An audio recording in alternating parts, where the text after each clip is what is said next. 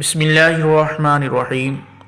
السلام علیکم ورحمۃ اللہ وبرکاتہ۔ اللہم صلی علی سیدنا و مولانا محمد مبارک وسلم۔ حضرت خدیجۃ الکبریٰ 10 رمضان المبارک آپ کا یوم وصال ہے۔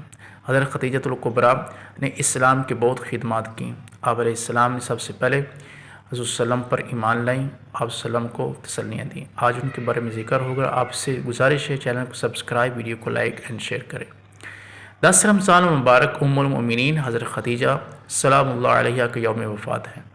انہوں نے زمانے کو خاتون جنت حضرت فاطمہ رضی اللہ تعالی عنہ کی شکل میں تحفہ دیا اور اسلام و بانی اسلام کا تحفظ جان و مال لٹا کر کیا۔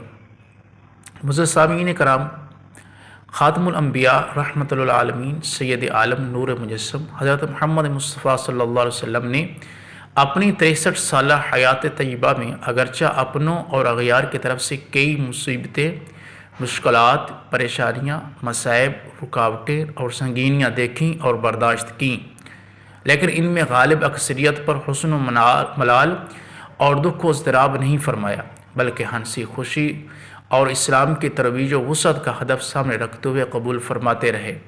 لیکن پیغمبر اسلام کی زندگی میں 2 پریشانیاں ایسی آئیں جو آپ علیہ السلام کو ناقابل تلافی صدمے سے دوچار کر گئیں، اور ان مصیبتوں کے اثرات تا دم آخر موجود رہے، اور وہ مصیبتیں اپنے سرپرست و مربی چچا حضرت ابو طالب اور اپنی رفیقہ حیات اور مشکل ترین اوقات کی ساتھی حضرت خدیجۃ الکبریٰ رضی اللہ تعالی عنہا کی وفات ہے۔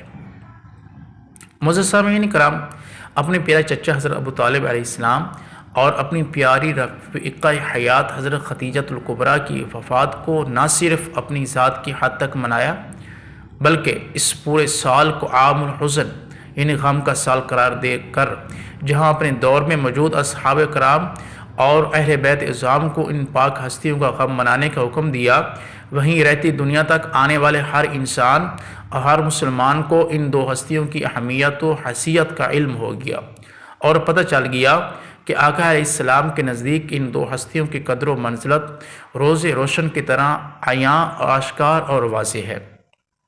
سیدہ خدیجہ کے بارے میں یہ تاریخی حقیقت بالکل سچ اور برحق ہے کہ آپ مالی حوالے سے عرب میں اس قدر مضبوط و مستحکم تھیں کہ زمانہ اسلام سے قبل ہی آپ کو اہل عرب ملائکۃ العرب یعنی عرب کی ملکہ اور مالکہ کے لقب سے یاد کرتے تھے۔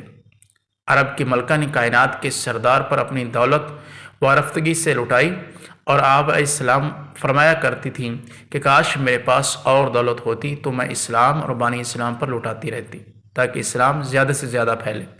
جناب خدیجہ نے جب حضور اکرم صلی اللہ علیہ وسلم کو اپنا شریک حیات چن لیا تو اہل عرب اور حاسدین اس گھرانے کے خلاف ہو گئے، یہاں تک کہ حضور صلی اللہ علیہ وسلم کا اس شدت سے اقتصادی بائیکاٹ کیا کہ حضرت ابو طالب اور ان کا گھرانہ یعنی سرور کائنات اور سیدہ خدیجہ بھی کئی ماہ تک شعب ابی طالب میں محصور رہے، اور اس محصوری کے دوران اپنے چچا اور اپنی رفیقہ حیات کی قربانی اور ساتھ دینے کو حضور اکرم صلی اللہ علیہ وسلم اکثر اوقات یاد فرمایا کرتے تھے۔ یہ حقیقت بھی تاریخ کا حصہ ہے کہ نزول وحی کے سب سے پہلے مرحلے سے لے کر آخری سانس تک سیدہ خدیجۃ الکبریٰ رضی اللہ تعالی عنہا نے رسالت نبوت کی نہ صرف دل و جان سے تصدیق کی بلکہ اس کی نشر و اشاعت اور توسیع کے لیے ہر مرحلے پر ساتھ دیا۔ حضرت علی علیہ السلام فرماتے ہیں کہ اللہ کی طرف سے جب نماز کا حکم ہوا تو قبلہ اول یعنی بیت المقدس کی طرف منہ کر کے حضور اکرم صلی اللہ علیہ وسلم پر گھر میں ہی نماز پڑھاتے تھے، جبکہ میں، علی اور سیدہ خدیجہ پہلے مقتدی ہوا کرتے تھے۔ یہاں سے اندازہ لگایا جا سکتا ہے کہ اسلام اور خدیجہ کا ساتھ اور رفاقت کس قدر گہری اور قدیم ہے۔ حضرت خدیجہ نے زمانے کو خاتون جنت کی شکل میں تحفہ دیا اور اسلامی و بانی اسلام کا تحفظ جان و مال لٹا کر کیا۔ سیدہ خدیجۃ الکبریٰ ہر دور کی عورت کے لیے رہنما، مثال اور نمونہ ہے۔ گھر کے اندر رہنے والی خاتون ہو یا گھر سے باہر امور انجام دینے والی خاتون ہو، ہر کسی کو بی بی کی سیرت سے رہنمائی ملے گی۔ معزز سامعین کرام، یہ تھے آپ کا تعارف اور آپ کی یوم وصال 10 رمضان المبارک ہے۔ اس حوالے سے آپ سے گزارش ہے کہ آپ ان کے توسط سے بخشش کی دعا مانگے، اللہ تعالیٰ ان کو زیادہ سے زیادہ درجات بلند عطا فرمائے اور ہمیں بھی بخشش فرمائے۔ آخری میں آپ سے گزارش، چینل کو سبسکرائب، ویڈیو کو لائک اینڈ شیئر کریں۔ السلام علیکم۔